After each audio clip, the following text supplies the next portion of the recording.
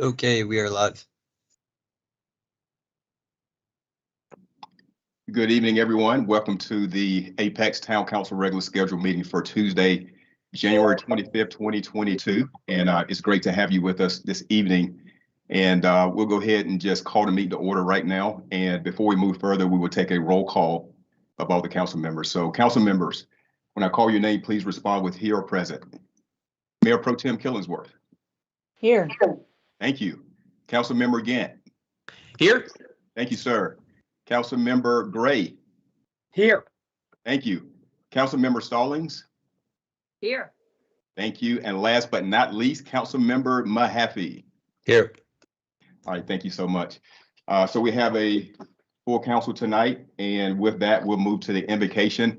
And as we always do, we kind of split up with either a prayer or just a word of encouragement. Tonight, we will move with a word of encouragement, and it's just simple. Let's keep going. We got a lot of things to do and accomplish in Apex, and there's nothing too hard for us. We can get it done. And it takes everybody working together to continue to move us forward. And the key word is together. Even though we may differ in opinions and have different thoughts about certain things, we can still continue to move forward. So I just want to thank everybody in Apex and this council and staff for recognizing that, and we'll continue to do great things in Apex, which we are here a little bit more about in just a second here. But we'll move now to the Pledge of Allegiance. So if IT, please post a flag. Thank you. I pledge allegiance to the flag of the United States of America and to the republic for which it stands, one nation, under God, indivisible, with liberty and justice for all. All right, thank you, everyone. All right, we'll move now to the first presentation, and it will be led tonight by Councilmember Terry Mahaffey and Stephanie Mitchell of the Apex Public School Foundation, a great organization, I will say. So, Mr. Mahaffey, if you would take it away, sir. Thank you, Mayor. Good evening, everyone. Thanks for being here. What we're here tonight for is for our second Apex Peak Star Award. This is something that we do quarterly. It's a moment that we as a town, as the leaders of the town, recognize the hard work and dedication and effort that's gone into all of our teachers, administrators, and everyone around in the public schools in Apex. And I like to view this as kind of a two-way street. It's an opportunity for us to give recognition to the hard work that's going on around town, because these are civil servants and they're what's making the town work, and they're, helping serve our kids. And especially in these times, with all the absentees and things gotten a little better, I guess. But, the past couple of weeks have been really tough. And these guys are really what's making it work for all of us. So it's a moment for us to recognize that. But it's also a moment for us to learn more about what's going on in the community and to hear about some of the excellent work that's been going on a little bit in one of our schools from the honoree. So with that, I guess I'll turn it over to Stephanie Mitchell to tell us more about the Apex Public School Foundation. We're partnering with Apex Public School Foundation for this award. They help with the selection. And Stephanie, take it away. Thank you, Councilman Mahaffey. We really appreciate you partnering with us to bring this award to the town. So just real quickly, the Apex Public School Foundation is an independent, nonprofit, volunteer organization whose mission is to maintain a fund to enhance the educational experience for students at Apex area schools within the Wake County Public School District. And one of our programs is the APSF Shout Out, in which every Tuesday we honor some incredible staff that are doing great work in our area schools. And they are principal nominated. And we have chosen one for the second quarter. We want to honor Mr. Chapman from Bockham Elementary School and some of the work he's been doing. And one of the accolades that he received from his principal, Mr. Saunders, who's here as well. Mr. Chapman is a type of teacher leader that every principal wants because he leads initiatives at Bockham that enhance the school experience for the students. Mr. Chapman leads both our Veterans Day celebrations every year and has recently worked with PTA to create a new outdoor learning environment. We are so thankful for Scott Chapman, at Bockham. So thank you very much for all your work. Mr. Saunders, would you like to say a few words? Yeah, thanks for having me. It's good to see everybody. We got to see our mayor a couple months ago. Thank you, Mayor, for stopping by. And Mayor Pro Tem Killingsworth is a parent of ours, and so it's good to see you as well. Scott Chapman is a Baucom legend.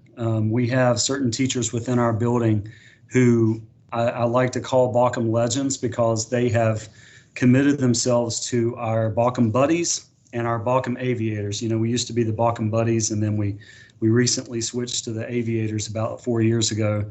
And they are legends within our building because they've committed themselves to Baucom Elementary, and they've been here for such a long time that they're leaving quite a mark, quite an impression. And with Scott Chapman, it's a very positive impression. I was amazed when I got to Baucom in 2018, when one of the first things I got to do, because I started on October 1st of 18, one of the first events that I got to do, besides the Boosterthon PTA fundraiser, was the Veterans Day celebration at the beginning of November. And I would like to extend an invitation to you guys to visit that this November. Because it should be able to return to normal, and it is quite a celebration. There's typically not a dry eye in the gym after the chorus sings. We have each of the branches of the military represented by family members of that branch, and they sing their branch of the military song during that celebration. We typically also have one of the two high schools come out and bring their band out as well for a little bit of pomp and circumstance to go along with that ceremony. So that is all organized. There's a lot of moving parts with the Veterans Day celebration, because it's not just that event, it's also the things that we put up around the school that allow the students to really fully be immersed in the fact that we have to be thankful. We have to continually be thankful for the men and women who have served in our military. And that effort, all of that effort is led by Scott Chapman and has been for several years.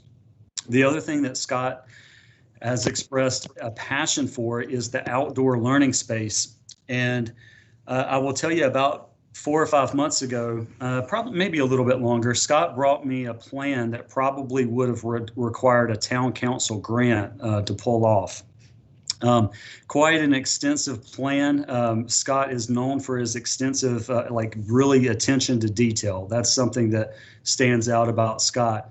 And he brought a plan to me, and I said, well, Scott, we may have to scale this back a little bit because Baucom is going to be demolished beginning in February of 2023.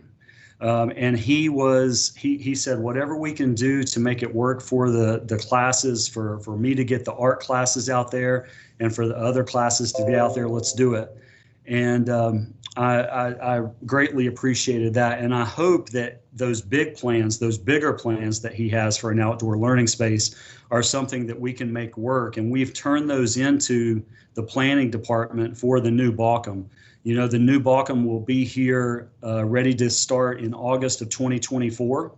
And I'm very hopeful that we'll get to see a version of Scott Chapman's outdoor learning space as part of that construction that happens with the new building. But the one we have now is being utilized. We've got a whiteboard out there for the teachers to use. It's magnetized so that they can attach some of their resources to it. We also have tree trunks that were donated that we had to lacquer and protect from the elements. And then we were able to get new mulch out there and just make the space really work for the classes to get out there. And obviously we're kind of in the middle of winter right now, and we don't see as much use right now, but we know that we will in the spring. And we have to have a sign-up sheet so that people don't step on each other's toes trying to get out there. So that's what I've got. Scott he is truly a Baucom legend, and in serving Baucom, he serves the greater Apex community. And I am so tickled that he is getting this award tonight. Thank you so much, Mr. Saunders. And Mayor Jacques, would you like to say a few words? Absolutely. I was going to actually push it back over to Councilman Mahaffey, but I will share some words. First of all, he is a legend. I had opportunity to meet this guy And I think we had a push-up contest one time at Balcom Elementary School. I think we did. I don't know who won. You may want to remind people who won. I'm not sure. But anyway, we won't go there. But you are definitely a legend, sir. Many legends in our school system all over the community. So it's an honor to be in front of you. And speaking about the aviators, we do have an aviator here with us also as a council member in the Air Force, Council Member Gray. So you guys are connected in another way. So anyway, so we congratulations and continue to do great work. We appreciate you, sir. And Mr. Chapman, would you like to say a few words? I forgot to ask you earlier. Yes. First of all, thank you for inviting me here. Thank you, Dr. Saunders, for those fantastic words. It's really heartwarming. Thank you so much. Thank you to the APSF. Such a great honor. I have to be honest, I don't think I'm deserving because what I do is so dependent on the people around me. It really is a school community at Balcom Elementary School. It has been since I've been there, even before I've been there, and hopefully after I leave, it will continue to be that way and grow as a family. So really, this is an honor. I guess my name is attached to it, but I share it with everybody else who's been there with me and who's gotten their hands dirty and have been enthusiastic about the things that I've brought to the table. So I share this with a lot of other folks.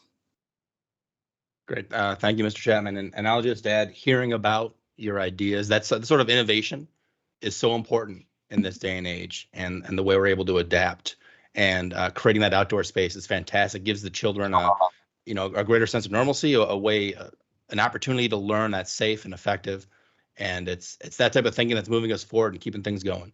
So thank you so much. And thank you to all of the teachers at Balcom and around Apex for everything. And the staff as well, and the administrators for what everyone is doing to keeping this engine going during these times. And to wrap it up, I do want to say, usually this is the time where you come up and we hold the plaque and we all get around and we take the pictures and we clap. Obviously, we're virtual at the moment due to COVID and the surge and everything. So what I'd like to do is to coordinate with Principal Saunders and come down there with the mayor, maybe the mayor pro tem. I wasn't aware that you were a parent there. We could I'll come down and do the photograph and the handshake and the clapping in person at some point over the next week or two, if that's okay with you guys. Good.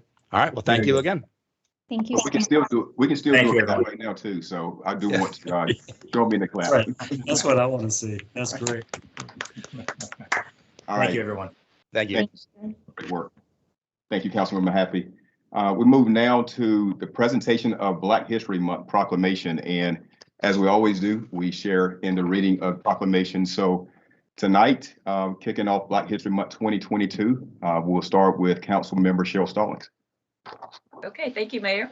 So Black History Month 2022, whereas Black History Month grew out of the establishment of Negro History Week in 1926 by Carter G. Woodson and the Association for the Study of African American Life and History, and Whereas the observance of Black History Month affords a special opportunity to become more knowledgeable about Black heritage and to honor the many Black leaders who have contributed to the progress of our community, state, and nation, and whereas Black History Month seeks to emphasize Black history and its cultural contribution to American life, and is designed to recognize and pay tribute to the many contributions of African Americans to the history, society, and culture of our community and to the United States.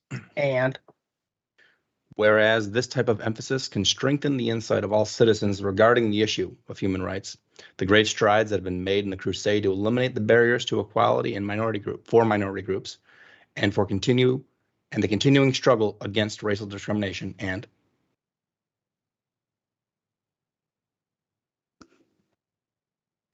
You're on mute, Mayor Pro Tem. Sorry. Yeah. Whereas Black History Month will be celebrated in the town of Apex through exhibits and community events. Now, therefore, I, Jacques K. Gilbert, Mayor of the town of Apex, do hereby proclaim the month of February as Black History Month in the town of Apex and encourage all citizens to celebrate our diverse heritage and culture and to continue our efforts to create a world that is more just, peaceful, and prosperous for all. Signed this 25th day of January. So Black History Month, we will have some events here. More to come on that. If you would just visit our website, apexnc.org, more information to come. So if you would join me in a round of applause for the proclamation. All right, thank you. All right, we have one more proclamation, presentation of proclamation recognizing Health and Humanity Yogathon 2022. And again, starting us off tonight, Councilmember Shell Stallings. All right, thank you, Mayor. Health for Humanity Yogathon 2022. Whereas yoga is an ancient Hindu practice developed thousands of years ago in the Indian subcontinent for maintaining spiritual, mental, and physical well-being, and whereas Ura Namaskara, or sun salutation, is a traditional yogic practice combining a sequence of postures with breathing exercise, and whereas Hindu Swayamsevik Sangh, or HSS, is a nonprofit charitable organization with over 235 branches in 173 cities and in 32 states, including 9 branches in the state of Massachusetts, through which it conducts a Hindu values education program and community service activities such as food drives, providing hot meals to shelters, and providing PPE to first responders in several cities across Massachusetts.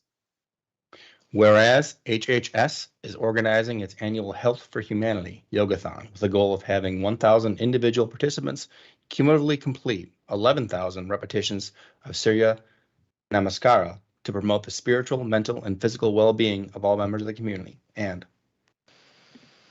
Whereas yoga enthusiasts, yoga studios, local schools, and other community organizations are participating in the HSS Health for Humanity Yogathon. Now, therefore, I, Jacques K. Gilbert, Mayor of the Town of Apex, do hereby recognize its annual Health for Humanity Yogathon to promote the spiritual, mental, and physical well-being of all members of the community. Signed this 25th day of January. And again, thank you everyone for joining in on the shared readings of proclamation. You did an amazing job. Thank you.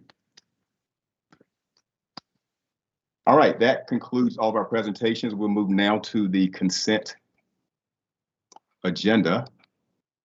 And all consent agenda items are considered routine to be enacted by one motion with the adoption of the consent agenda and without discussion. If a council member requests discussion of an item, the item may be removed from the consent agenda and considered separately. And I haven't received any type of recommended changes on the consent agenda, unless there are any tonight. All right, hearing none. Is there a motion to accept consent? I'll make a motion to approve the consent agenda. All right, motion to approve Mayor Pro Tem Killingsworth. I'll second the motion. Second, Councilmember Gray. All right, we'll move to the roll call vote. All in favor indicate by saying aye, opposed no. Mayor Pro Tem Killingsworth. Aye. Councilmember Gant. aye. Councilmember Gray. Aye. Councilmember Stallings. aye. Councilmember Mahaffey. aye. All right, motion carries unanimously. We move now to setting of the regular meeting agenda. And I haven't received any updates on the agenda. You have it in front of you. If everything is acceptable, I will accept the motion to set the meeting agenda as presented. Motion to approve, Gant. Motion to approve, Gant. Second it, Stallings. Second, Stallings. All right, any discussion? All in favor indicate by saying aye, opposed no. Mayor Pro Tem Killingsworth. Aye. Councilmember Gant. Aye. Councilmember Gray. Aye. Councilmember Stallings. Aye. Councilmember Mahaffey. Aye. Passes unanimously. We have a set meeting agenda. All right, we'll move now to open a public forum. And as my understanding, we do have one comment tonight for public forum. This is opportunity for the community to speak, provide any input, recommended changes, concerns. And since we are virtual tonight, we do have one that was presented via email. So Madam Clerk, if you could present that at this time.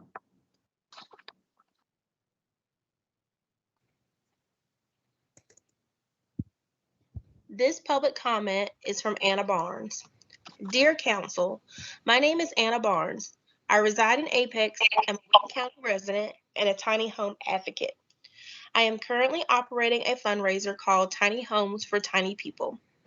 This fundraiser was created to assist with my personal housing crisis, as well as to create a vital change in our community by raising awareness.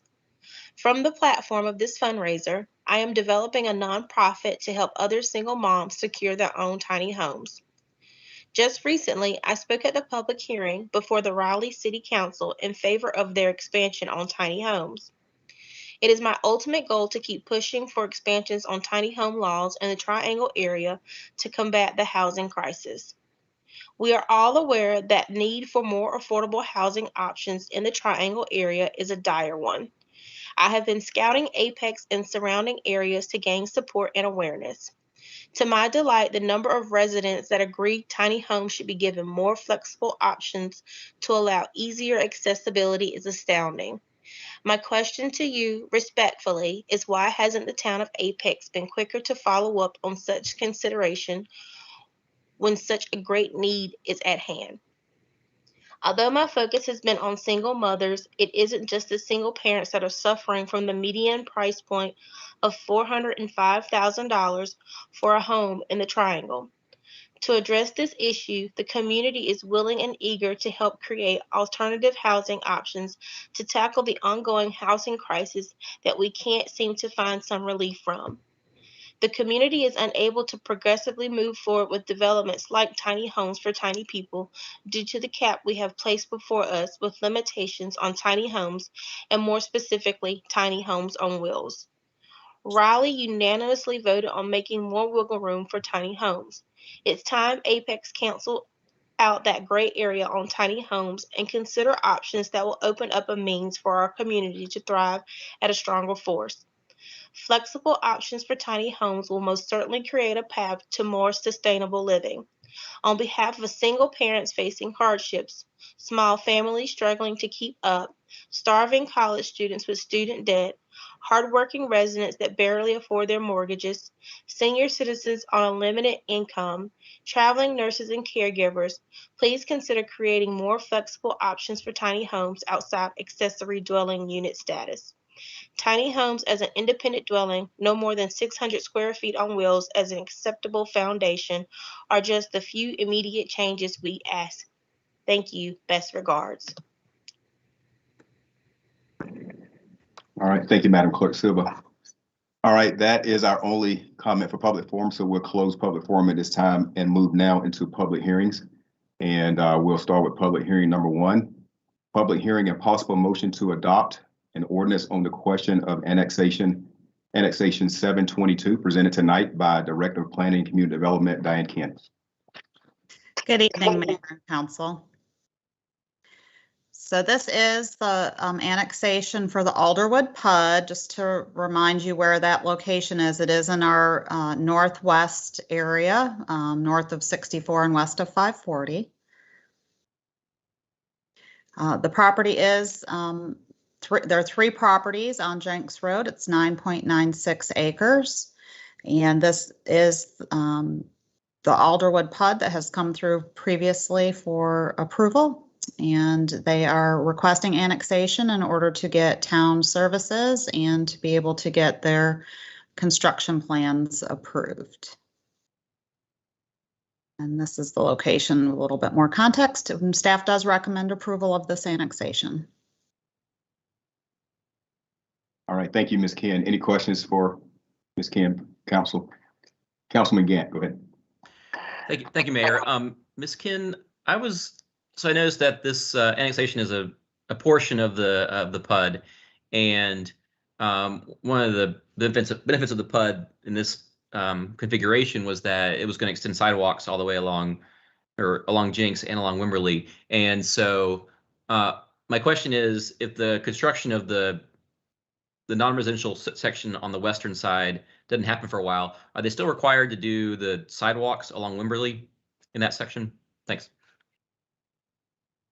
So that's a site plan issue, not an annexation issue, but they would not be required to construct the sidewalks until the site plan for the non-residential portion comes in. And thus far, we've not had any proposals for this corner. Okay.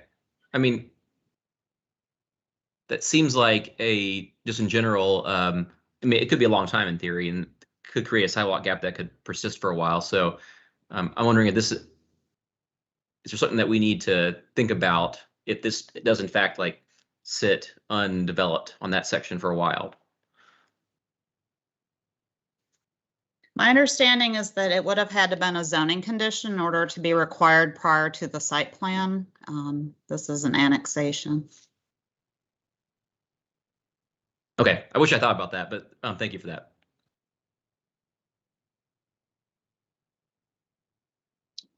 Thank you, Councilman Gant. Any other questions for Ms. Kent? All right, hearing none, we'll move now to open up public hearing for this item for comments, and we have not received any, so we'll close public hearing for comments and give it over to council members now to discuss if necessary.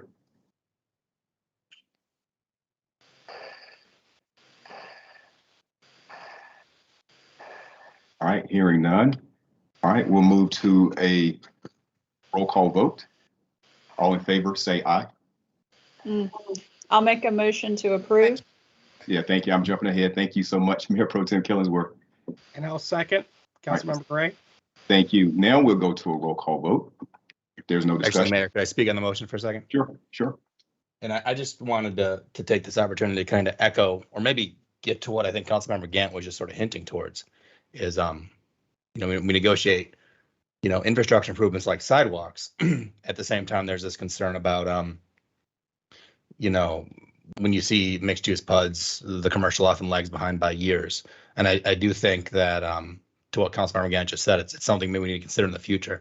I don't recall ever really asking for conditions related to the timing of infrastructure. That seems weird to me, like build the sidewalks before such and such date or extend them all before the commercial. I'm guessing maybe that's something we need to start doing in similar situations.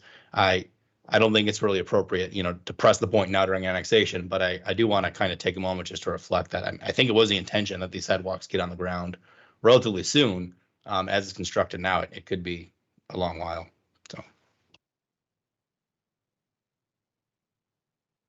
Okay, thank you, sir. Any other comments and discussion?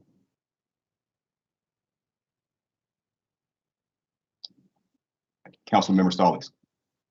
Yes, thank you, Mayor. So just for clarification, I think, Ms. Ken, you're saying that needs to be a condition if we need to be more sensitive to that in the future? I'm just saying that would be the appropriate time for it. I believe the timing infrastructure, and this is not my area, but if you would talk with folks that work in operations, you may not want your infrastructure out there well ahead of construction, as construction oftentimes will damage infrastructure, but there may be some way that can be timed properly and it's just not my area. But yes, if you wanted to have sidewalks associated with the PUD done at the time of the first plan approval, then it would have to be a zoning condition. Okay, thank you. That's a good point. Councilman Gray. And Ms. Ken, it sounds like essentially we can always address that issue at the next stage of the proceedings, but essentially we're dealing with just the annexation aspect at this point in time. Right. So the UDO requires the sidewalks be put in at the time of master subdivision plan or site plan. And so the portion that's requesting to be annexed is the master subdivision plan portion. The other two parcels at the corner of Wimberley and Jenks are non-residential, so they will come in at some point with a site plan. You can't put conditions like sidewalk construction on an annexation. It's my understanding that you can do that as part of the rezoning if it makes sense to do so.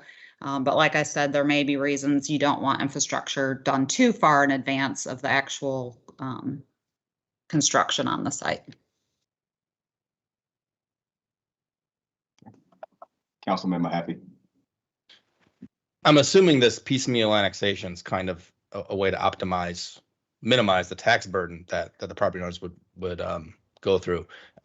Does staff have any opinion on the appropriateness of this? Is there any objection, or is it just the way it's generally done? And I bring it up mostly because, coming back to what I've said in previous meetings about Holly Springs, they strongly object to missing annexations and not doing them all at once and not having a very compact and neat map without any donut holes. And it kind of, I realize it's in a donut hole because it's on the edge, but it kind of feels like that where we're trying to micro optimize the annexations. Is there any, Steph, any feelings on that, or is this just the way business is done in your view? It's typically, people will annex what they are actively wanting to develop. The two corner properties, I'm not able to look it up, but the three that are being annexed by the current property owners. They're individuals who had lived on those parcels for years. And my belief is that others on the corner are still owned by the individuals. And that's fairly typical of deals, that the land does not change hands until after a certain threshold, and oftentimes it will be construction plan approval, which they do have to be annexed before they can get construction plan approval. So it's done both ways. There's not any ordinance guidance, what's preferable. It's really the tax burden on the folks that have lived there for years. Once they're annexed, then they're paying both county and town taxes, even if nothing's been developed on their property. It being zoned non-residential will increase their tax burden. If I could follow up, Mayor, I think the point I was really trying to get at, is there any additional administrative overhead on us because of this sort of approach, besides just an extra hearing, 4 months or 4 years from now? Not that I'm aware of. I don't know if other parts of the town have issues, but in terms of planning, it's already in the ETJ. It's all the same stuff to us. Thank you.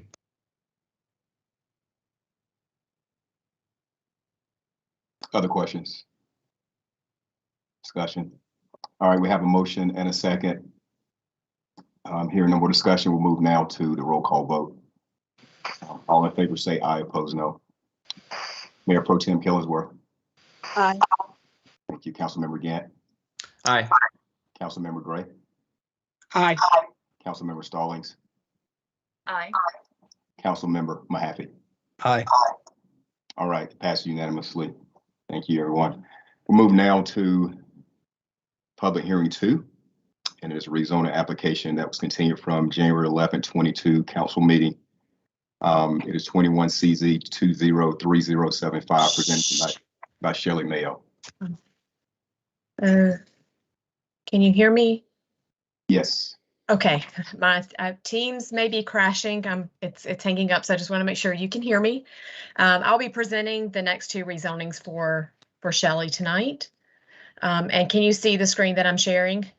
It's black screen now. I don't see anything. Okay, that's what I was afraid of. There it is. Yep, we got it now. Okay, great. Okay. All right, this is rezoning 21 CZ 203075 Lufkin Road, self-storage. And this was continued from your last meeting.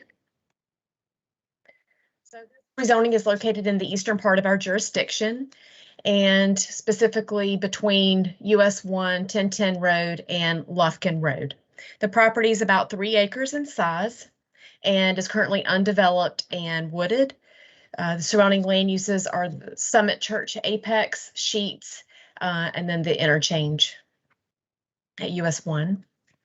The property is currently zoned actually under 3 different zoning districts, planned commercial conditional use, and 2 different conditional use zoning districts, and is surrounded by planned commercial, neighborhood business, and light industrial zoning to the south.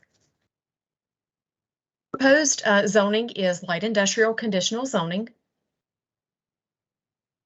And the 2045 land use map designates this parcel currently as commercial services. And if the proposed rezoning is not consistent with this land use map, but if the property is rezoned, then the land use map will be updated to industrial employment to reflect so that it would be consistent. And that's in accordance with state law. The applicant did hold 2 neighborhood meetings for this. They had missed some of the people to notify on the first meeting in August, and so they held a second meeting in November. And the applicant has proposed several uses. I'll highlight a few.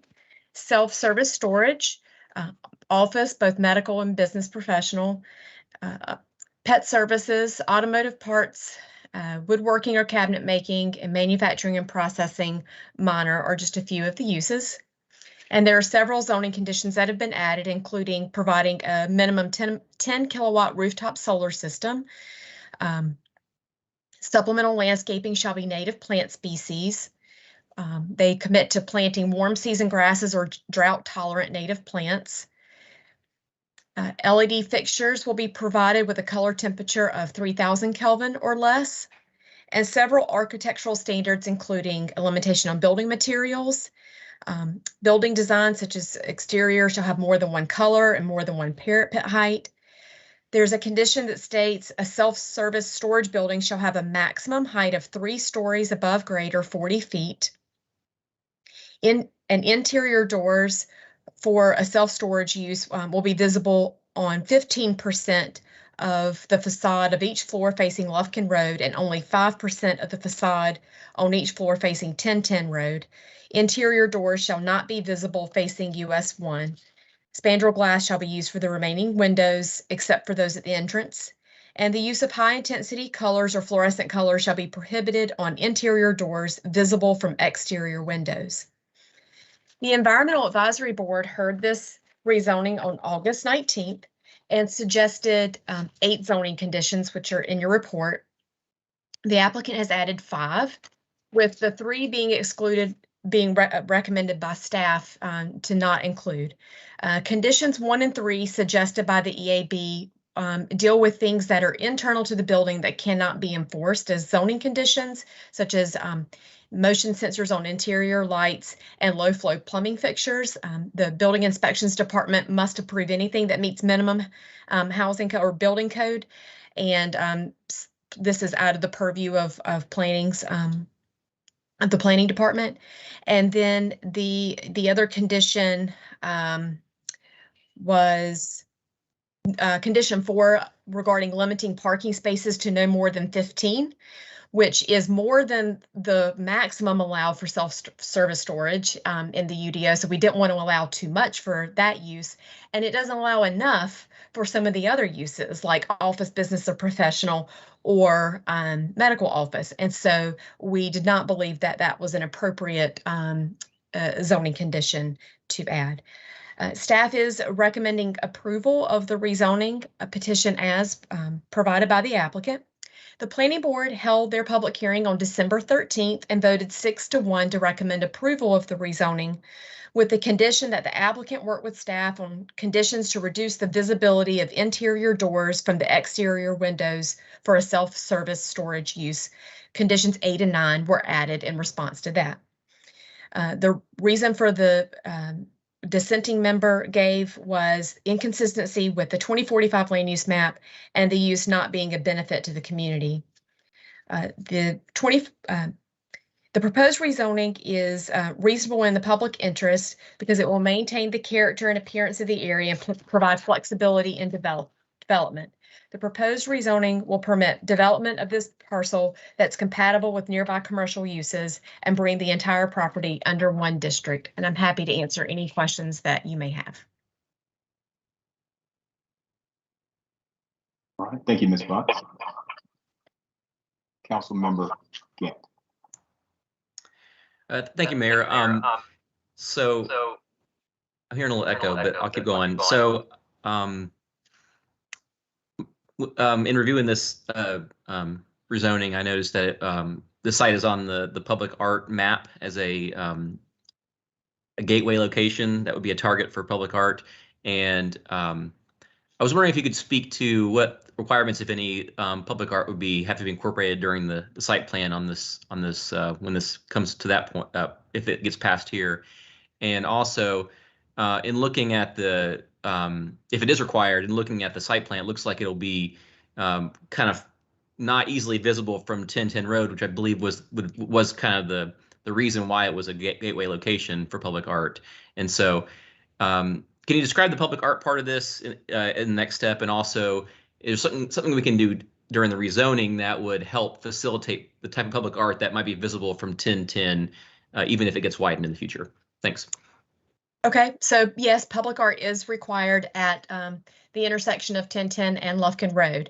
And so as part of their site plan submittal, they will have to show, provide public art of some type, whether that's on the building or as a freestanding public art, which that is allowed within the buffer. Now, we have to keep in mind that we have, the state has plans to widen 1010 Road, and the applicant is aware of this and is accommodating that future right-of-way dedication in their site plan design, which we don't have a site plan submitted yet. I know there was a sketch provided in the neighborhood meeting report, but we don't have a site plan that's been submitted yet for this site. But we do know that they are working under the assumption, or working, based on the state's current plans for widening 1010 Road, which, if I recall correctly, is about 50 feet of right-of-way acquisition that's required on this property.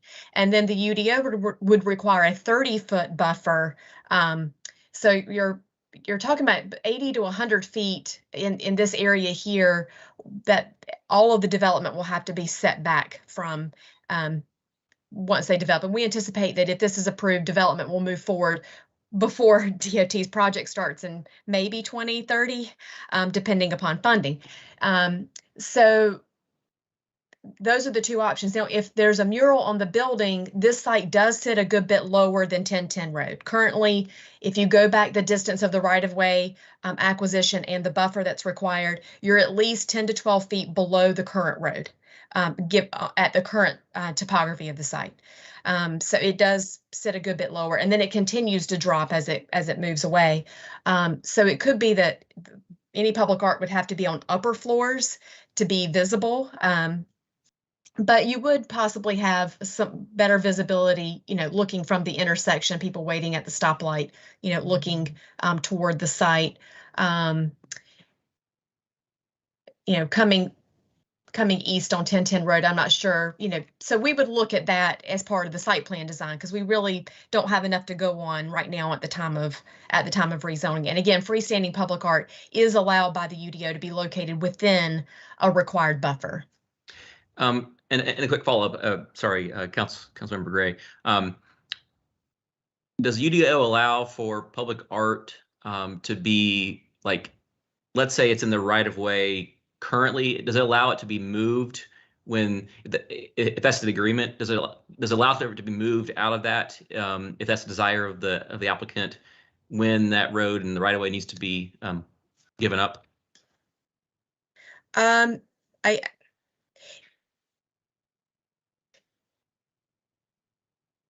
I'm not sure how they plan to dedicate the right-of-way, if they plan to dedicate it at the time of site plan submittal, or where that would be. So if they dedicate the future right-of-way for 1010 Road at the time of site plan, they would have to get an encroachment agreement from NCDOT to allow it to be in their right-of-way. If it remains their property, then, I guess there would be the possibility that going there, but there would have to be an acknowledgement that it would cost money to move it, right? So,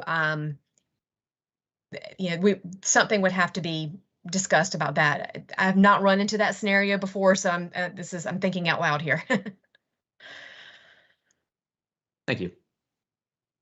Councilmember Gray. Ms. Bunce, thank you for being present tonight. It really helps. Can you give me a little bit of background about why this was continued from the last public hearing scheduled to today? Was that due to council's actions, or was that due to the applicant's proactive decision? The applicant requested that continuance. I believe they were having conversations and meeting with council members and thinking about the planning board vote and everything, and they decided that they needed some time to wait for the public hearing. So that's all the information I have. Again, I'm not the project planner, so I haven't had a lot of those conversations. The applicant is here today and can certainly answer that question for you.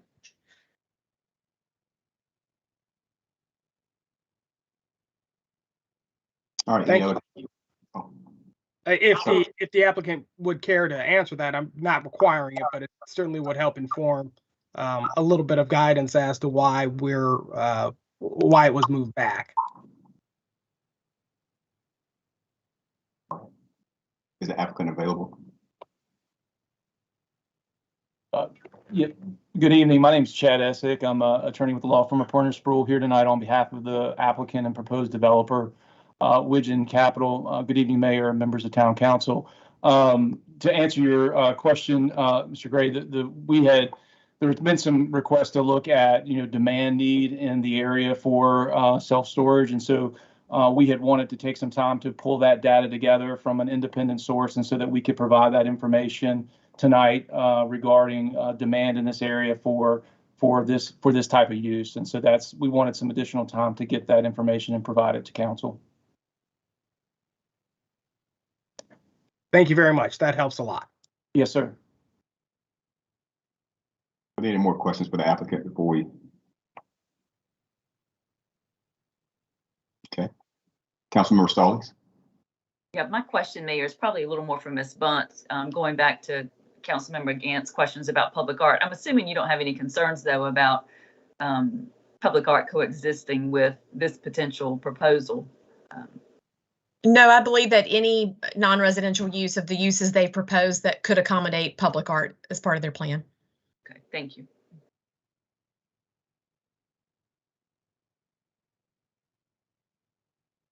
All right, other questions for Ms. Bunce or the applicant? All right, hearing none, we'll go ahead and move to open up public hearing for comment. And my understanding, we don't have any comments that have been submitted. So therefore, we'll close public hearing for comments on this, and we'll move this back to council for discussion, lead to a possible motion to approve. All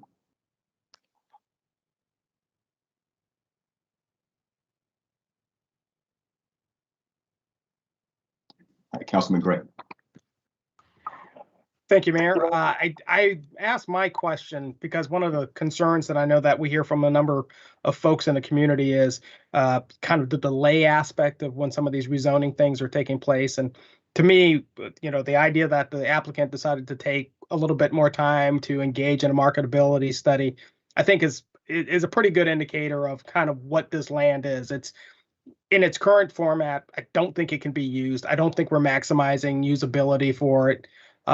Under its current zoning, you add that on with the idea that we are looking at construction or at least widening on 1010, as well as the incorporation of a number of other factors, whether it's the public art or whether it's just the additional right of way. I think it was a good idea for the applicant to take the time to do the additional marketability study, but I will say, at least from my standpoint, the marketability or whether or not an applicant makes money on the project is usually something that I don't feel like is an area I need to dig into. But I do think it's important that we look at the issue of whether or not we're looking at a good use of property and whether or not this is something that ultimately furthers the people of Apex, and balancing that with the idea that landowners need to be able to utilize their land in the most appropriate way that they can find. And I feel in this case, those balances can be met with the rezoning. All right, great comments. Thank you so much. Councilman Gant. Thank you, Mayor. Yeah, I didn't know if the applicant actually wanted to make a presentation or to speak to any of the discussion thus far. I know there wasn't necessarily a sign up, but that might they might still want opportunity. So I want to give them that if that's desired. Thanks. I think it's definitely appropriate. Thank you, council member. I did have a presentation prepared and a PowerPoint presentation to kind of run through and provide to council. I also want to be respectful of your time as well. But if I may have a few minutes to run through that, and then I'm going to try and share my screen without breaking anything here if I can.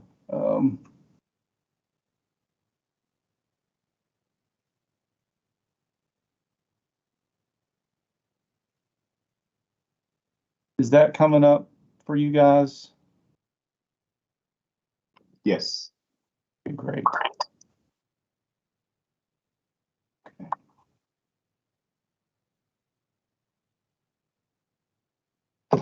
So staff did a good job of kind of outlining where this is at. So I won't run through all of site where the site's at in the existing zoning. But looking at the existing zoning, you can see, there's a lot of light industrial is the predominant zoning for properties kind of south of US 1 and west of 1010 Road. There is some B1 and the planned commercial in the immediate area as well.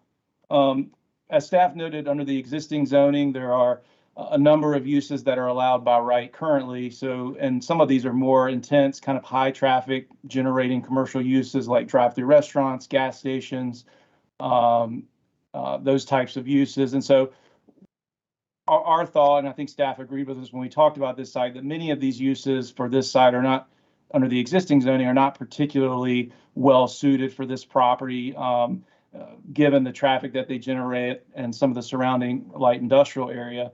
And it's my understanding, I know in talking, and I've heard staff and our consultants talk about, there's been several sketch plans that have come in for this site, and none of them have worked particularly well, given kind of the shape of the site, the parking that would be required, the significant right-of-way dedication that was discussed earlier, and again, a lot of the existing traffic along 1010 Road. So we started looking at what use could go here that's a low impact use, doesn't require a lot of parking, doesn't require a lot of infrastructure, it doesn't tax kind of the transportation network. And so we looked at the self-storage use, and under the, as staff noted, the land use map does call for this to be commercial services and would require a rezoning to light industrial. But we believe, as we've conditioned the case to eliminate a lot of the more intense light industrial uses, and adding the self-service use, which is, self-storage use, which is actually a commercial use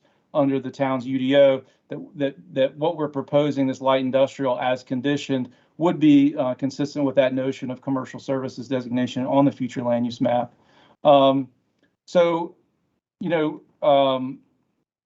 Just to kind of touch, and I will touch briefly on, we did do kind of a market demand study within the last 2 weeks, a real deep dive. And what it found was that in this area, there is a demand for the climate controlled self-storage, which is at 90% occupancy in this area. A lot of that demand is being driven by the population growth in the area.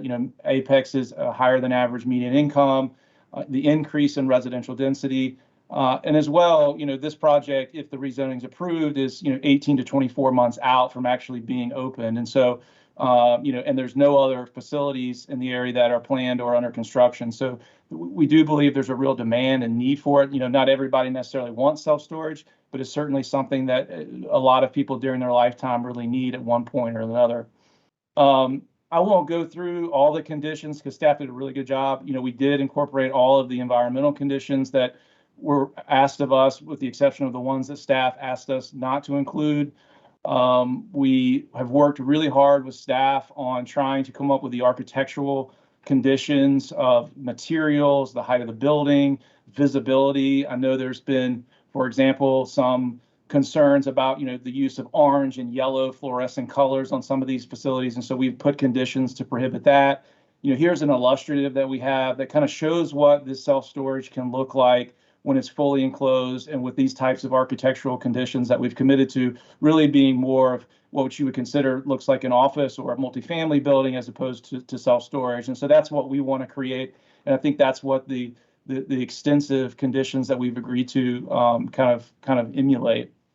And again, just looking at the conceptual site plan real quickly, we talked about this green area is all RCA, almost an acre of existing tree canopy that would be maintained. And then the yellow area is what we would be dedicating or reserving as right of way for future 1010 road improvements. So, a significant area between where the building would be and 1010 road. Obviously, that could be reduced with the road expansion, but you can kind of see that gives you an illustrative of that area and what we would be required to provide as far as a 50-foot buffer back here, and then a 30-foot RCA along this side. And again, maybe a final note, again, looking at the elevations, this, as was noted, this does sit kind of lower from 1010 Road as well as US 1. So in the middle image, you see 1010 Road on the right side with that tree save area shown You'll see how the elevation goes down from 1010 Road and the building sits lower. And really the second floor of the building would be at grade with 1010 Road. And that's similar for the bottom elevation where you see the existing tree canopy, at where the building height is, given the grade. So, and as was noted, we did have neighborhood meetings. We notified landowners within 700 feet, more than the 300 foot that's required. That went to the Waterford Green HOA. That's a residential neighborhood kind of on the north side of US 1, as well as the Meridian Apartments on the east side of 1010. We've not received any comments or concerns or opposition. At our second neighborhood meeting, we did receive a question from a representative of the Summit Church who just wanted to ensure that there would not be any outdoor storage on the site, which we confirmed. This is a fully enclosed indoor storage facility that's secure. And so that's the only question that we've really received about it. So I've probably talked longer than I should, but we do think, looking at your 10 legislative considerations, as far as compatibility and minimal impacts and minimizing environmental impacts and minimizing impacts on public facilities like water and sewer, we were very low impact on those types of things. So we think we meet those legislative considerations, and with staff support and a favorable recommendation from the planning board and no opposition, we would respectfully ask that the council vote to approve the rezoning. And again, we're here, the project team is here to answer any questions that council has. And thank you for the time and the opportunity to speak, Mayor. All right, thank you, sir. Any questions? All right. Hearing none, it's back to discussion. And of course, if there's a motion this time, we'll accept that. I will make a motion to approve. All right. Mayor Pro Tem Killingsworth, motion to approve. I will second that motion. Second, Councilman Gray. Any other discussion before we go to the roll call vote? All right, Councilman Gant. Yeah, thank you, Mayor. Yeah, I thought I mentioned that we recently had a rezoning in the Friendship area where I said I didn't intend on voting for any more self-storage in the future. And so I'd maybe disclose that I pestered staff quite a bit about ways I thought we wouldn't have to, in my opinion, settle a little bit for this kind of use, including land that was adjacent to this property toward US 1 that is in the right of way right now, or DOT land, as well as parking across the street at the Summit Church, and how could you do some off-site parking agreement that would limit the parking and make some commercial use more viable. But nothing turned out very well in those endeavors. And so I kind of likely will resign myself to vote for this. And I hope that the public art can be an asset to the community, as well as some of the other features that are included. Thanks. All right, outstanding. We'll go now to Councilmember Stallings. Thank you, Mayor.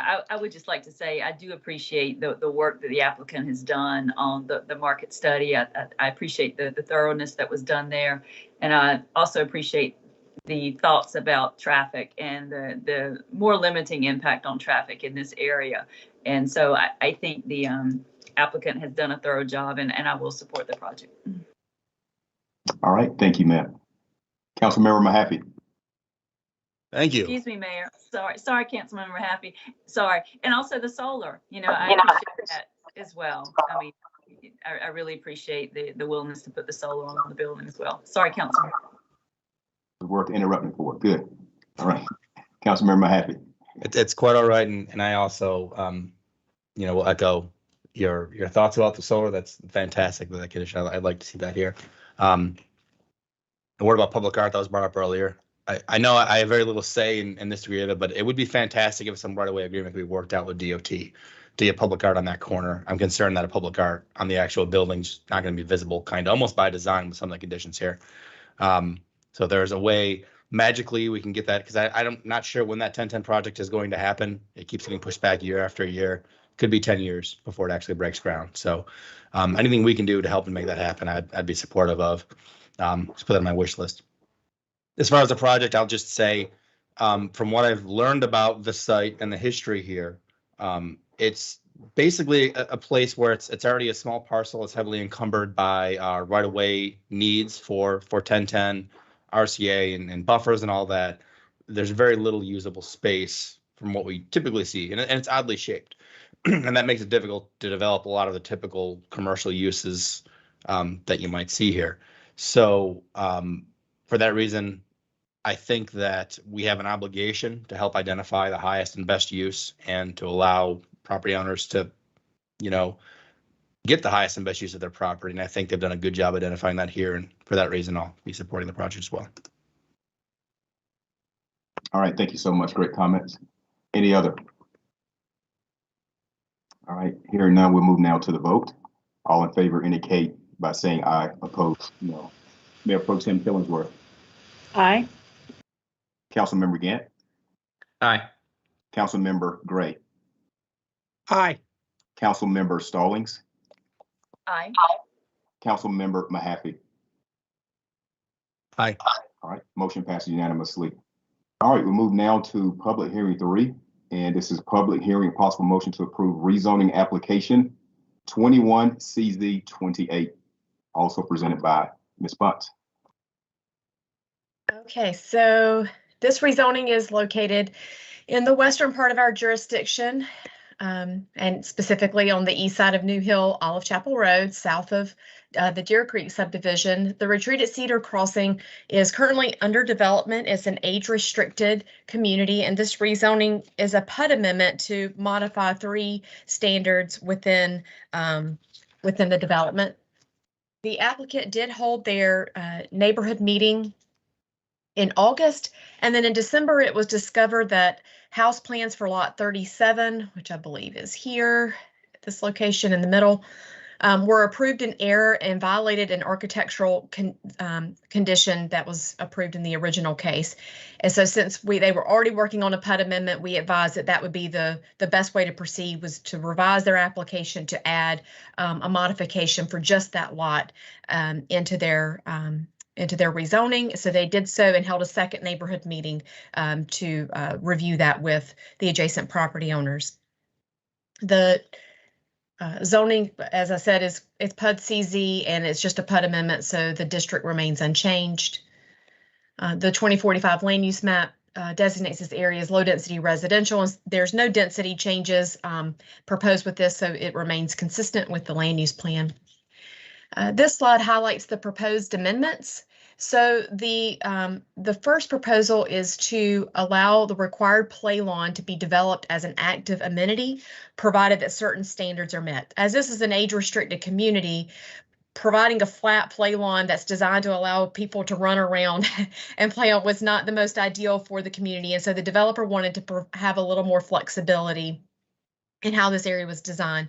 And so the first amendment is to allow it to be used as an active amenity with mulch walking paths, a wildflower garden, community garden, or native pollinator demonstration garden.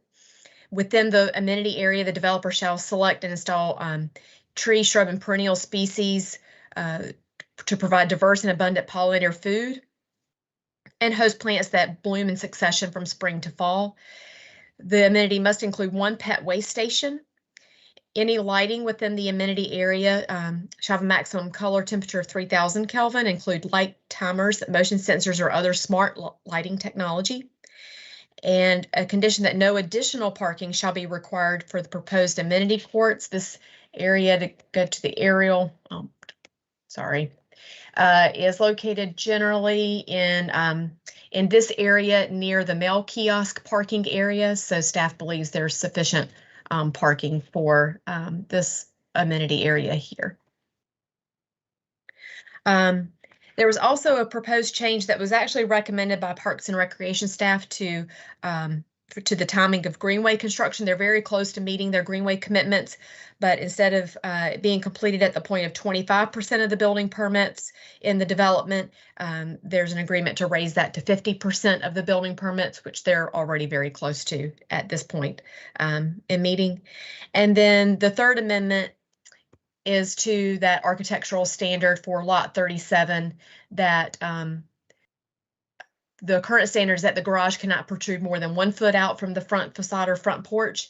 And so the amendment would be to exempt this lot and allow it to not protrude more than 5 feet out from the front facade or front porch.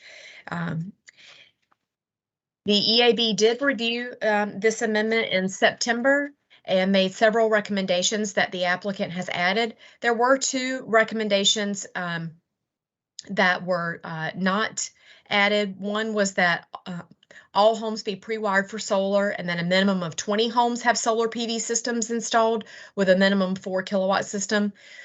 In the original zoning, which this does not affect any of the residential lots except lot 37, 9 homes were committed for solar panels to be provided, and all homes are already required to be pre-wired for solar. So that condition was not added. And then there was a recommendation that the average HERS index, which is an energy efficiency rating system for all homes in the development, be a maximum of 60, but that's not enforceable because it goes over and above the building code. And so building permitting staff have to issue permits regardless of the HERS index. So planning staff is recommending approval of this rezoning as proposed by the applicant. The planning board held their public hearing on January 10th and unanimously voted to recommend approval of the rezoning with the conditions offered by the applicant. The proposed rezoning is consistent with the 2045 land use map and is reasonable in the public interest because it will provide a recreation area more appropriate for an age-restricted community and resolve the issue with the architectural standard created by the building permit issued in error. I'm happy to answer any questions that you have. The applicant is also here tonight. All right, thank you, Ms. Bunce. We have a question from Councilmember Gant. Thank you, Mayor, and thank you, Ms. Bunce. First of all, I guess a comment. I think the number 1 amendment is, from my view, a model amendment for these age-restricted neighborhoods that we get in the future. So I think maybe this can be a good lesson that we can include this from the beginning. But the number 2 to me sounds like something we don't want. We don't want it to take longer. So if they've already near the 50%, it seems to me like they've already met the 25%, and this should have already have happened. So can you speak to why staff would recommend the number 2 in particular? Thanks. Unfortunately, I do not have all of the background on that particular amendment. I was listening back through the planning board meeting today, and it did note that Shelley presented that was recommended by Parks and Recreation staff. I'm not sure of the history of that part of the request, but I know it was supported by Parks and Recreation staff.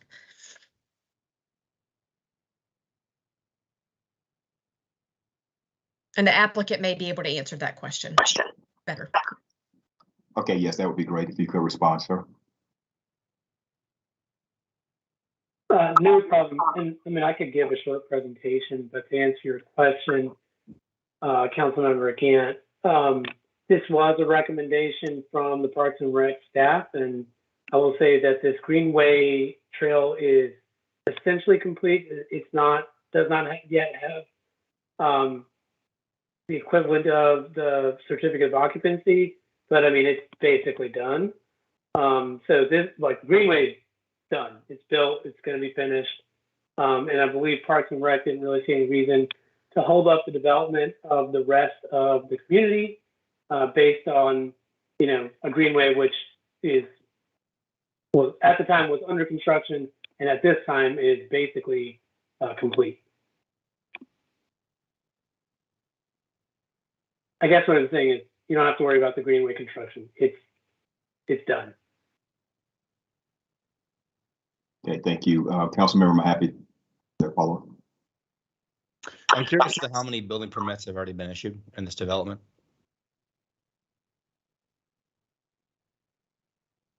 I don't have the answer to that. I don't know if Neil or if you or Peter do. I don't know specifically the percentage of building permits that have been issued for this. Somewhere between 25 and 50, right? Well, I actually don't know if it's more than 25 at this point. I mean, the community is under construction. I don't want to suggest otherwise. Certainly, some building permits have been issued. And, this change, again, was not our goal. It was something that was recommended by Parks and Rec. So we added it.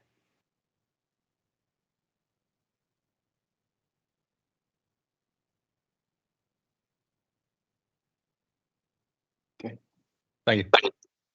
All right, thank you. All right, we'll go ahead and proceed with the presentation by the applicant, if you would like to do that at this time.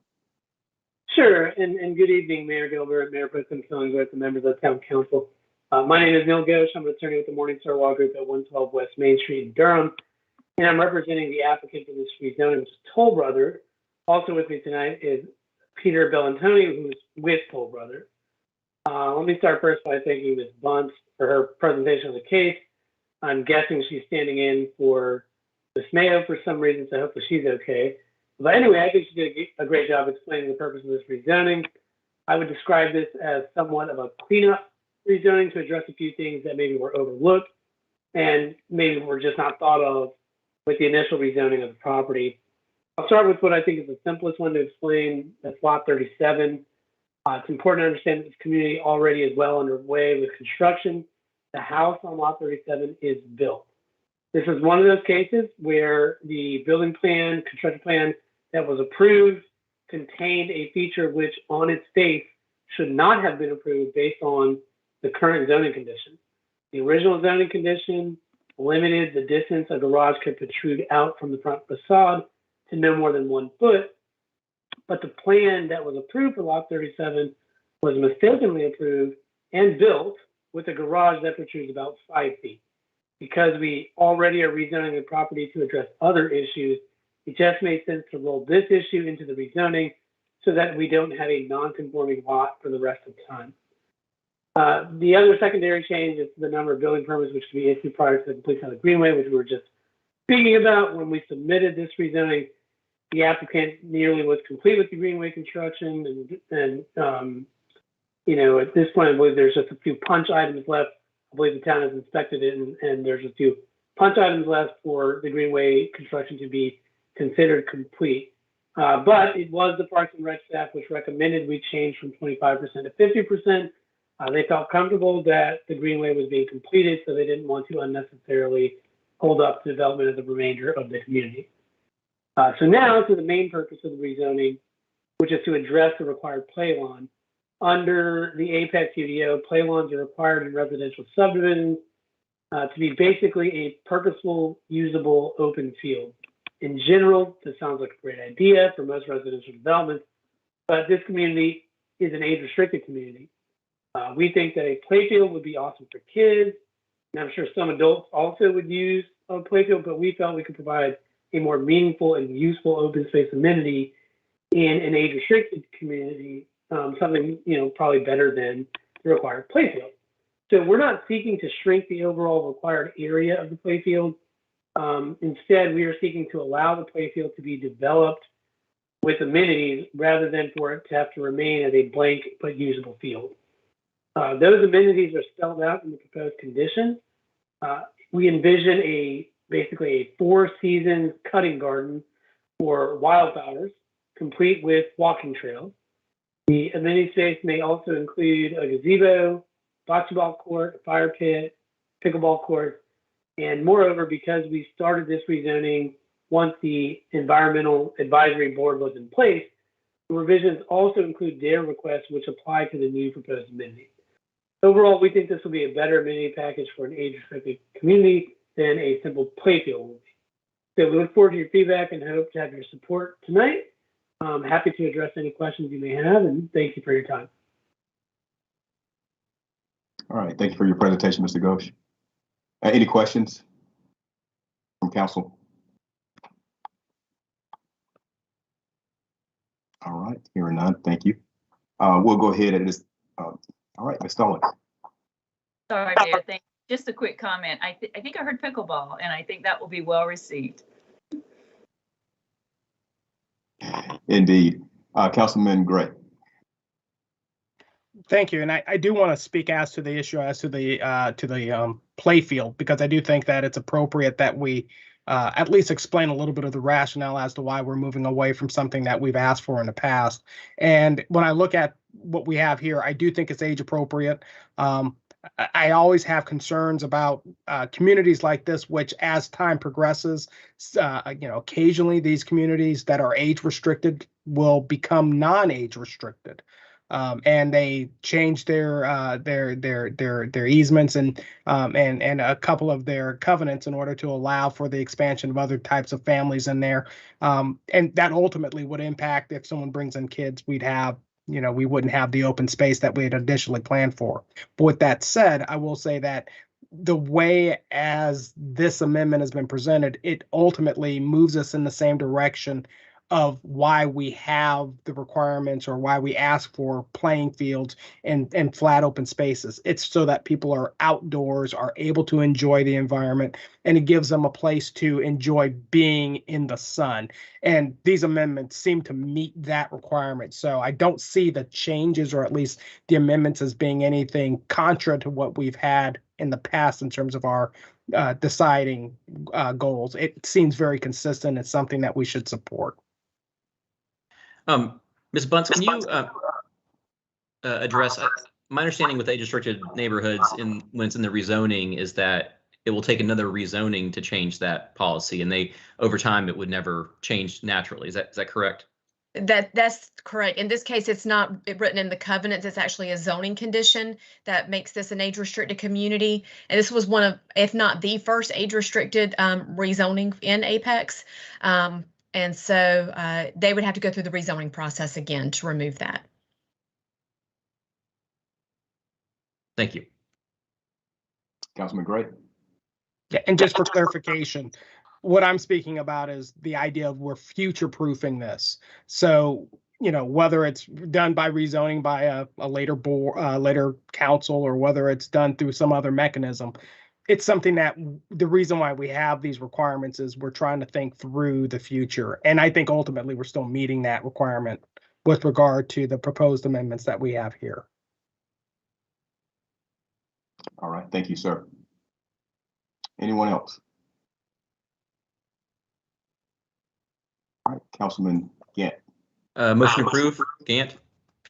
Let me open up for comments right now. Then we'll get to the motion. Sorry. Right, no problem. Councilman Mahaffey. Thank you, Mayor. There's one other topic that I think is a good time to touch on. Maybe this isn't the best PUD for it, but it's this notion of when we have an amendment, whether it's appropriate or not, for additional conditions to be added by us or by the EAB or by planning board or whoever it may be.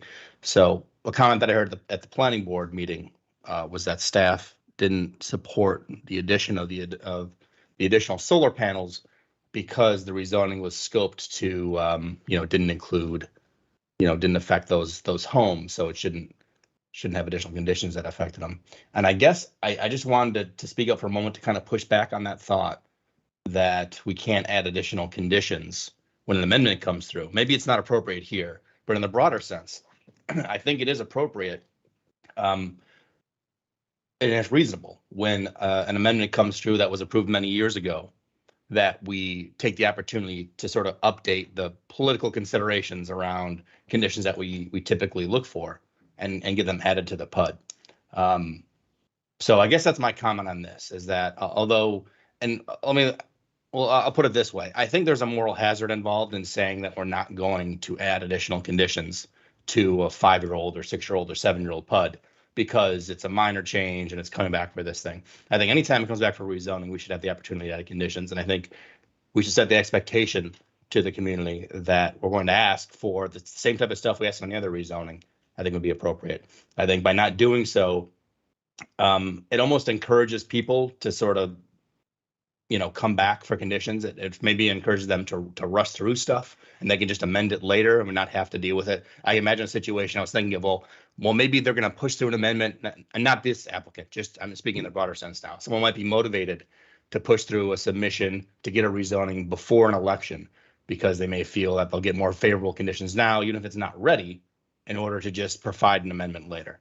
So I just want to push back on that expectation that we're not going to ask for additional amendments like solar or trees or whatever it may be, just because it's an amendment and not a regular PUD. Plus, there could be the case where we end up being inconsistent, where there could be a development that was approved 7 or 8 years ago that we just don't like, that we wouldn't have approved today. and they come back for a change that they need, and we might want to say, you know what, no, like I don't want this, I don't like this at all, so we're going to say no to it. So that expectation that an amendment is somehow immune from additional conditions, I think is hazardous, and I want to push back on. I think a better policy would be to consider conditions to be proportional to the size of the change for the amendment. You know, here we're you know, affecting one lot and we're affecting a play lawn, and any additional conditions maybe should, you know, be proportional to that. But the idea that there shouldn't be any additional conditions on the PUD at large, I object to. That's my comment. All right, thank you for your comment. Going back to Councilman Gant. Thank you, Mayor. Yeah, I'd like to address that.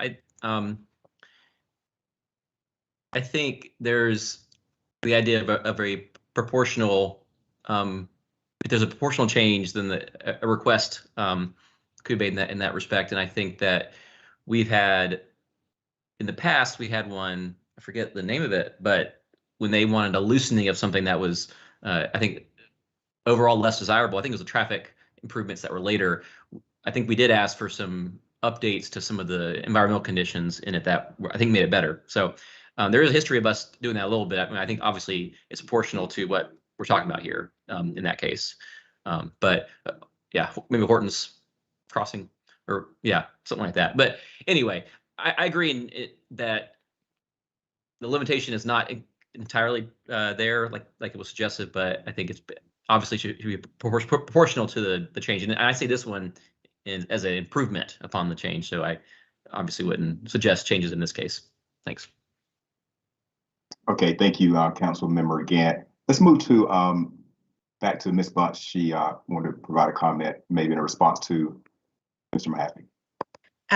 The guidance was along the lines of what both of you were just saying, that the suggestions and the amendments would be proportional to the type of change proposed. And so in this case, since with the exception of lot 37 and the porch standard, there were no changes proposed to density, lot width, design of the subdivision. It was simply to the design of the play lawn, the timing of greenway improvements, and then again the porch standard for the one lot. And so we, in looking at what was proportional to and reasonable to the type of changes proposed, is how staff was looking at that. So we would not recommend any additional conditions from EAB or council or otherwise for any PUD amendment. We would look at them individually based upon what the request was.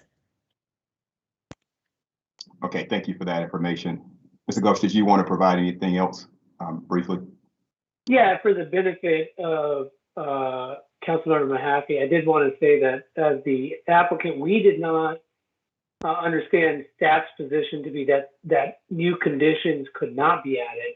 I think at least to my memory, the two conditions which were kind of at odds or debated here were a change to an existing commitment to solar, and then also an addition for the houses to meet a certain HERS index. So part of it is problematic because this community already is underway. Homes have been built, some of which will have the solar that was previously committed to. Changing the commitment, I believe it was not only more number of homes, but also a bigger system on those homes. I mean, we've already built homes that have the commitment that we previously committed to, so it really didn't make sense to do that there. And then the other thing, the HERS index, I mean, I believe the proposed condition or requested condition was that the homes meet this index. I mean, some homes are already built. If they don't meet the index, well, that's not a commitment we can make. And furthermore, we didn't necessarily have the knowledge and know-how about the HERS index to make that type of commitment on a project that's already underway. So I hope that helps clarify. We did not think that staff was saying those types of conditions couldn't be added, but those two conditions specifically didn't seem appropriate, not only because of the scope of the change, but also because of the status of the project. Today, some of it's already built, and those commitments would have affected things that were already built. All right, thanks for providing that information. Councilmember Mahaffey, if we could wrap it up. Sure. And I'll just clarify. I tried to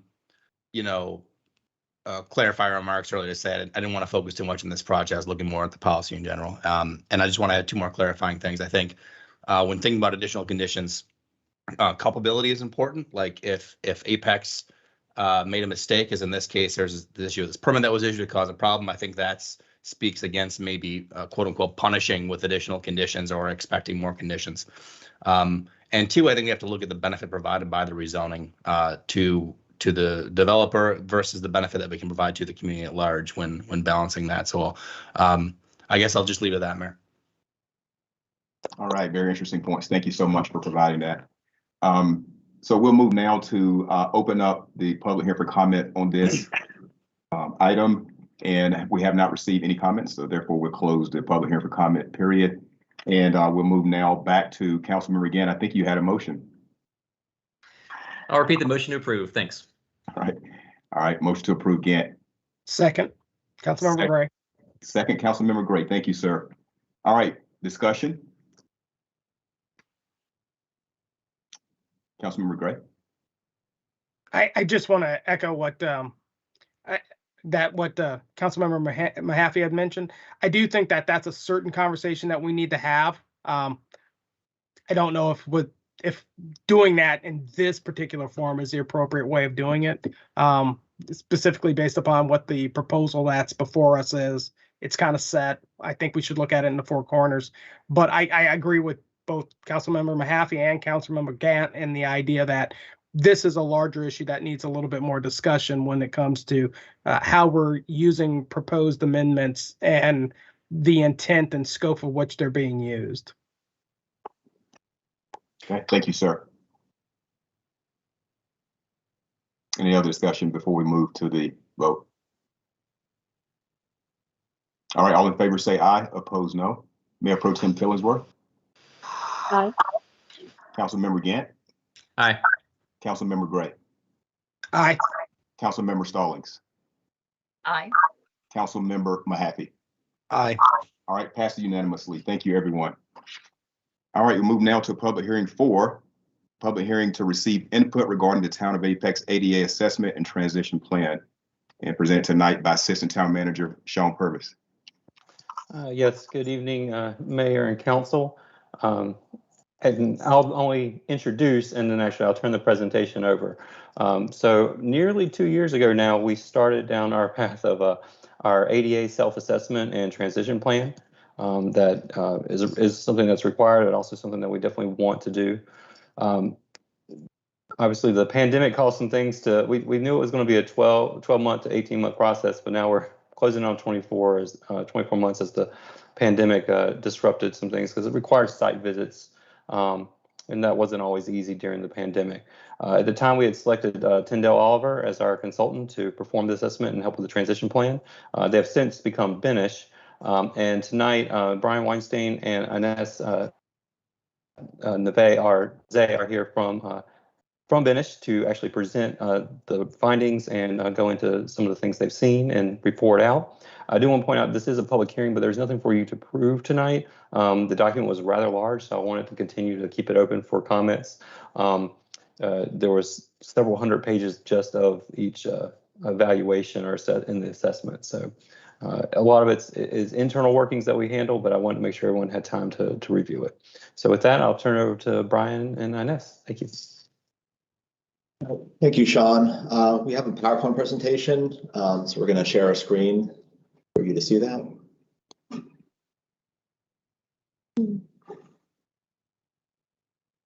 Okay, so hopefully you can see our screen now. Yes, we can see it. Thank you, Brian. Thank you. So as Sean mentioned, we're going to talk about this ADA transition plan, which has been about 2 years in the making, and now we are finally almost 100% done after the meeting today, and then some trainings tomorrow and a couple minor revisions to the plan.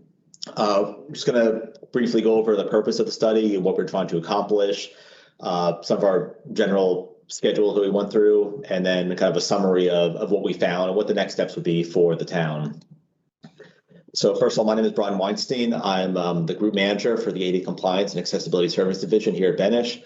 I'm a civil engineer and also an accessibility inspector plans examiner through the International Code Council. And those are the people who make building codes. My name is Ines Nizeye. I'm a project manager with Brian. I've worked on this since 2020. We came right at the beginning of COVID and worked through COVID. I'm a certified planner and also with the ICC that's ADA specific. So as Sean mentioned, we started this under the name Tim Oliver. We've since merged with Benish, which actually has an office right here in Cary. And with Benish, we're able to go and do these ADA transition plans all throughout the country, but then also they have the capabilities to go and help implement them as a larger engineering firm. But the basic purpose of the ADA, the Americans with Disabilities Act, it's important to realize that this is a civil rights law, much like the civil rights laws of the 1960s that outlawed discrimination against race, religion, gender, but it failed to mention people with disabilities. And so the ADA, it mandates equal access to facilities with for people with disabilities and really requires that anything built or modified after the adoption of the ADA be accessible. But unfortunately, that's not always the case, as we'll go through later on in the presentation. So basically, if a person who's qualified under the ADA can't access a park or an amenity or a service or a program that the town or any town or states or cities offer, then it could be in violation of their civil rights.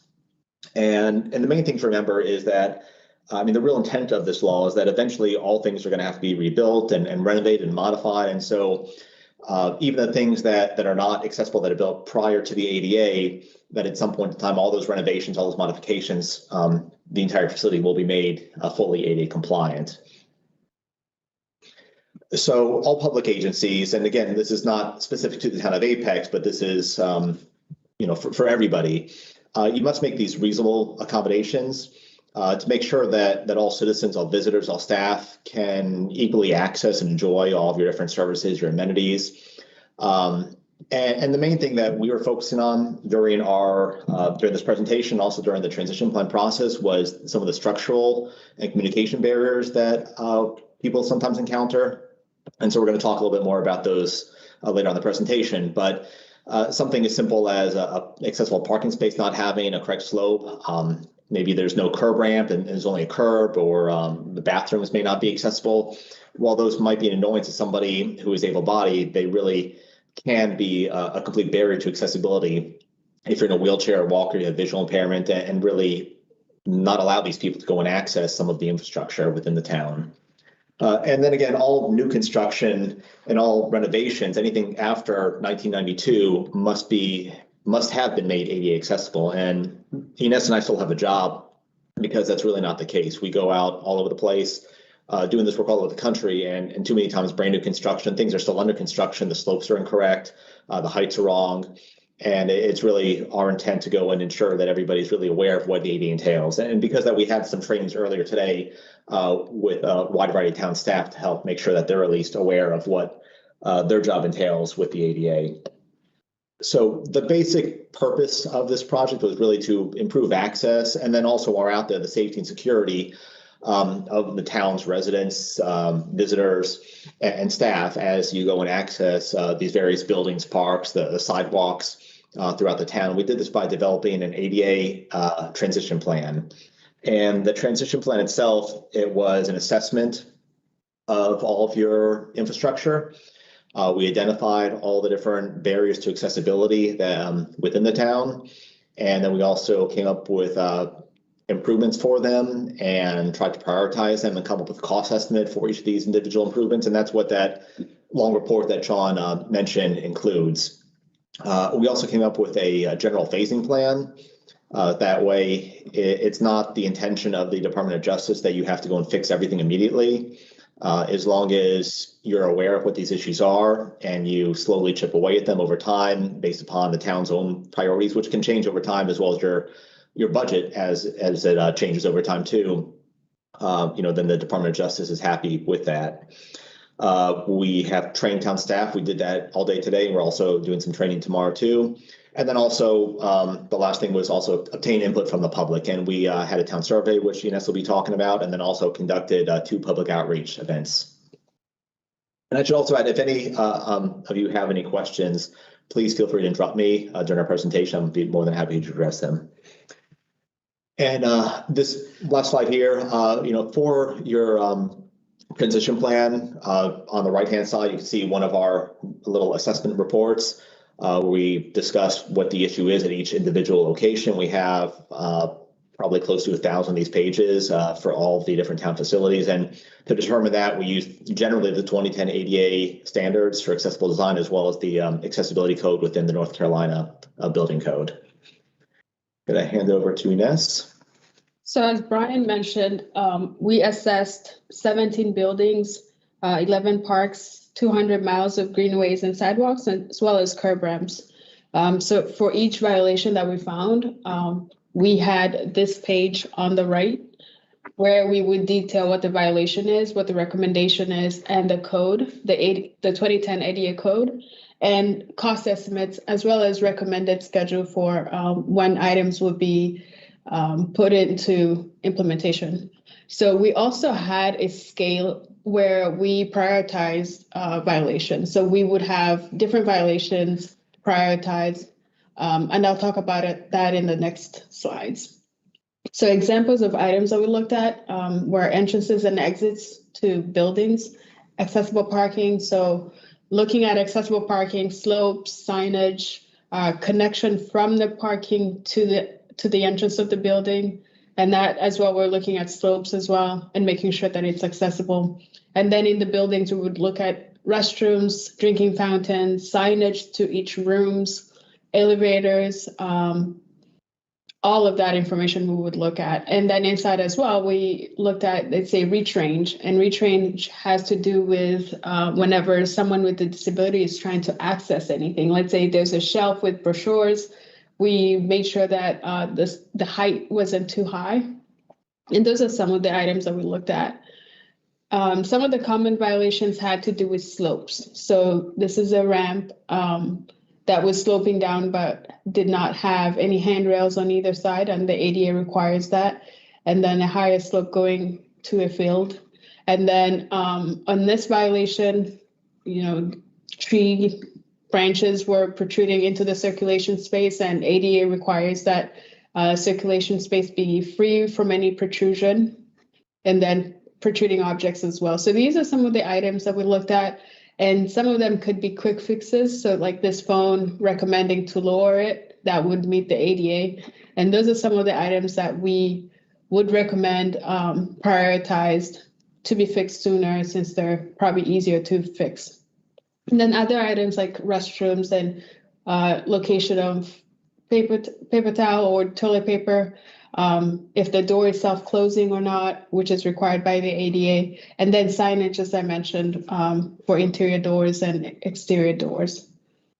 So for each violation, so each building, we would give the town an appendix of all the violation, and then we'll prioritize them depending on whether there are major safety issues or non-compliant amenities that would be remediated later, or minor violations that could be put off over time because some of these remediations will take a bigger budget, or some of the quick fixes such as doorknobs or signage to be lowered. Those could be fixed by staff easily. And also, if I can add, the major safety violations, we alerted Sean about them as soon as we found them, and those were mitigated immediately. So as I mentioned earlier, we assessed a good number of buildings that are owned by the town, and the prioritization for all of the violation is as shown on the table. So we have high and medium and low violations, and the total was around 9.3 million. And for buildings, and it's broken down between buildings, parks, sidewalks, curb ramps, and we didn't assess all of the curb ramps, but we assessed partial curb ramps, and it was around 451 curb ramps in the town. And we'll be training staff tomorrow morning to show them how we assessed curb ramps and what to look for so that they can be on the lookout for it and be able to assess them as well. So for policy review, so not only did we look at buildings and facilities and parks, we also looked at policies and procedures. We looked at the Title II notice, grievance procedure, any alternative formats that are presented by the town. We looked at the website for ADA compliance as well, things like text, color, size, screen reader, software, and things like that. We also did a survey, which was out last year in October for like a month and a half. We received a good number of comments and we put it together in a report, and all of the comments were added as an appendix, just the way we received them. So we didn't try to change them or summarize them. We just included them in the report. And we also did 2 open house meetings a few days ago. And we got comments as well from that meeting. We did the presentation to the public and received some comments. And the survey brought us some good comments. Generally, people feel okay living in the town when it comes to accessibility. So we asked if they're okay accessing facilities, sidewalks, and majority said that they felt positive or very positive. And for right-of-ways such as sidewalks and curb ramps, we asked people if they felt like they were accessible, and majority said yes, and a small number said no. And we looked at some of the comments and areas that had accessibility issues. And for town programs, so these are some of the events that the town puts together throughout the year or even in the summer.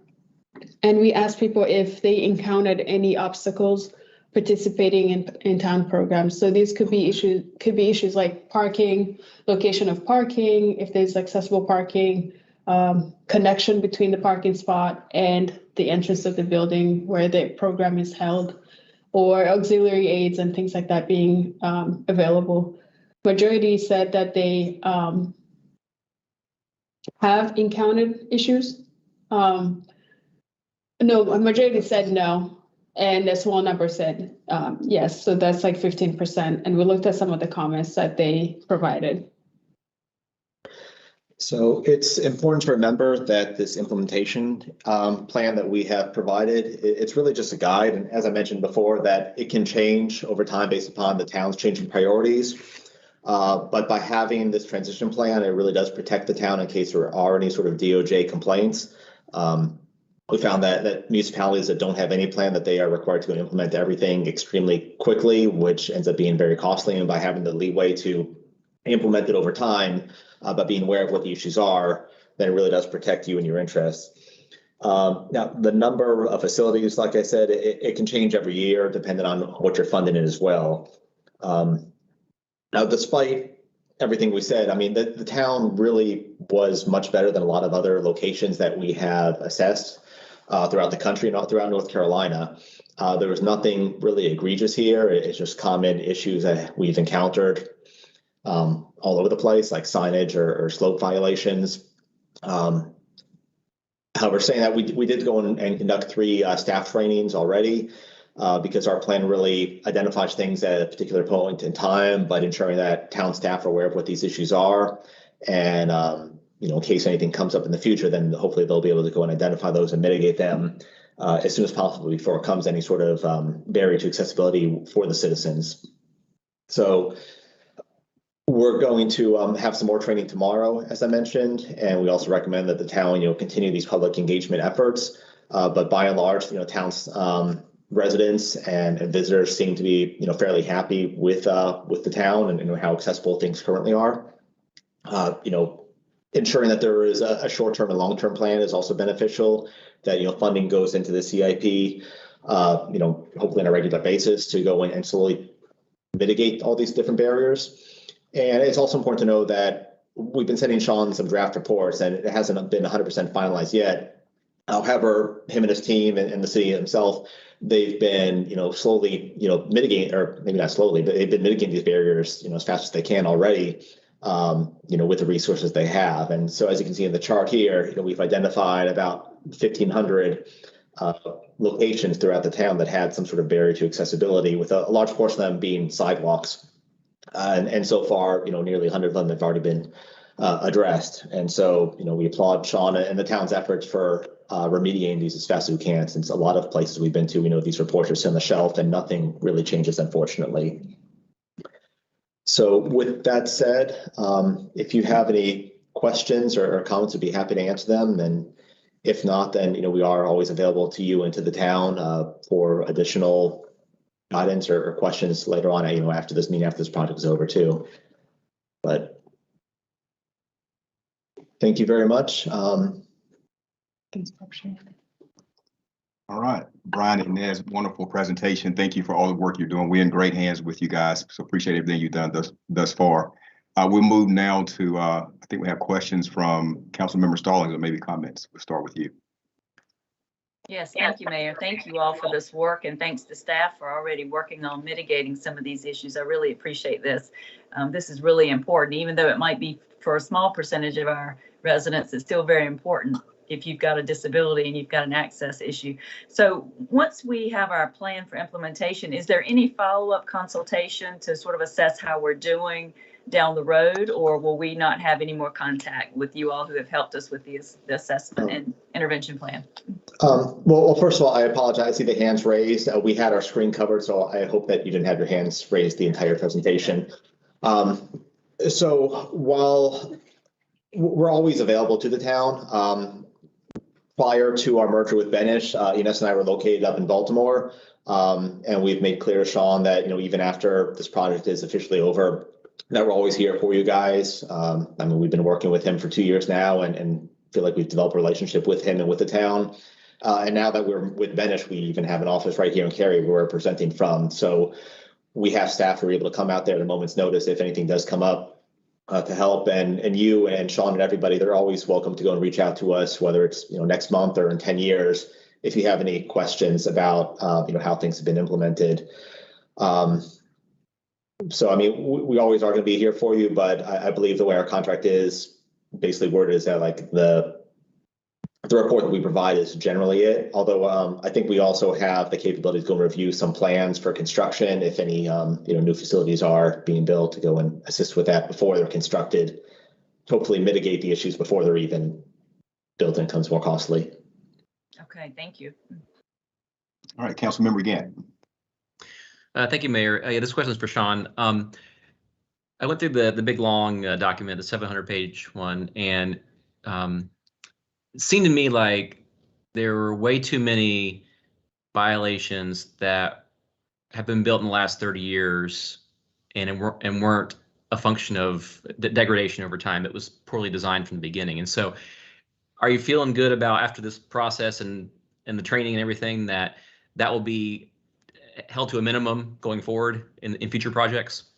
I think so. I really do, Mr. Gantt. Not only with what Benish is providing, with what we know we need to address, with some of the staff training going on, and our building inspections. I do want to point out, just over the last few years, they've gotten it's become a bigger department. It's become a stronger department, a more talented department. So the training they have in there, and we have and we do have some more ADA knowledge in our building inspections program. But beyond that, we also do want to bring on more ADA knowledgeable folks onto our team, not just in building inspections. That's one part of it. But if you actually, that's more on the facility side. It's actually most of our issues and concerns were actually more on the ground level, right, with sidewalks and streets, and that's a whole nother engineering. So we want to continue to improve our training in that, and that's part of the training Brian and us are doing right now. We had a lot of classroom training today. Tomorrow there are 2 field training sessions where they're going out with folks and saying, here's what you're looking for,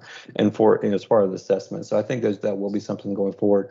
Part of the plan with this, what we want to do is assign the I don't say title, but the position of ADA coordinator to somebody. It may not necessarily be, it's own position, but somebody will have that responsibility.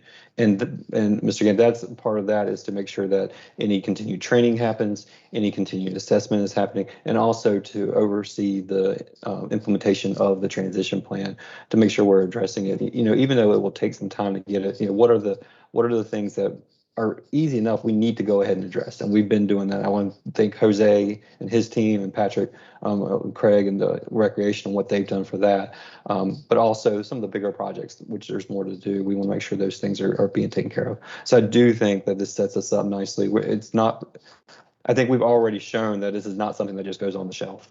I mean, we've been reacting to this as it goes, and it's important to us. Thank you. Councilmember Mahaffey.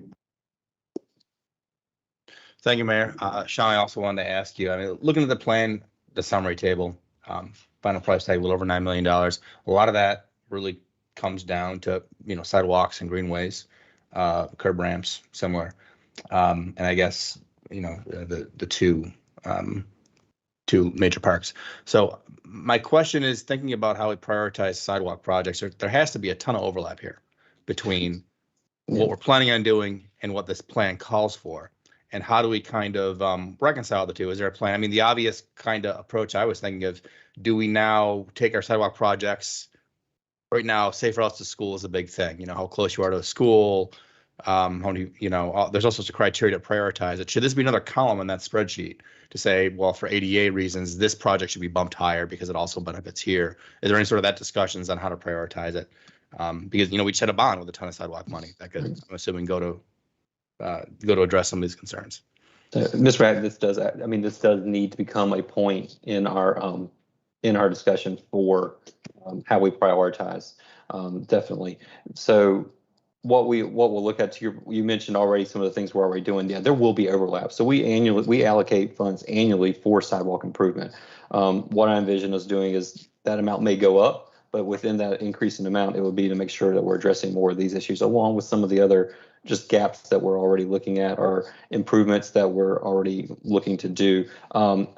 There's definitely a lot of overlap in that case, because a lot of the projects that were identified from Brian and his team involve things that are already on our work order list that we just have to get to with those sidewalks. So there will be some of that overlap. So yeah, hopefully, while that is a big number, we can trust in that it's not as high. The impact that won't seem as high as that, because some of it will be absorbed with what we already do.